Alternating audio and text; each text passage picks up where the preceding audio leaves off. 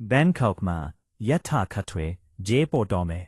တင်းနေလုံးစီမအများဆုံးချက်ချီပတ်ပဲချက်သိမ့်မဲ့စနစ်တက်လာပြီး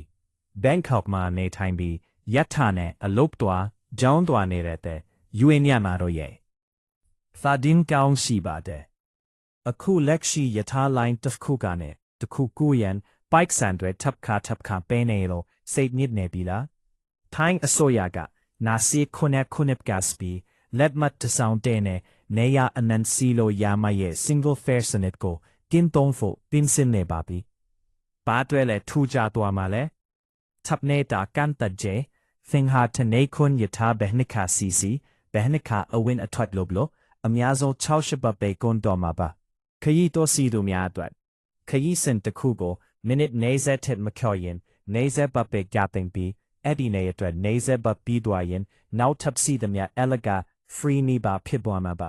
အဝင်ကျေးထပ်ပေးစာမလို့ BTS ကနဲ့ MRT ပြောင်းစီရင်အဝင်ကျေး entrance fee ထပ်ပေးစာမလို့တော့ပါဘူးဘဲ line တွေပါဝင်မလဲအစိမ်းရောင် line BTS အပြားရောင် line MRT ပန်းရောင် line နဲ့အဝါရောင် line စတဲ့အဓိက line ဒီလဲခုလုံးပါဝင်မှာပါဘဲတော့စမလဲနာစေခုနှစ်ဇန်နဝါရီလေရတဲ့နေမှာ Sting for အစိုးရကရမှာပါယီမန်ထားပါရဒီစနစ်တာတကယ်ဖြစ်လာရင်တလာကိုယထာခဘတ်ထမ်ဂျောတတ်တာတွားမနော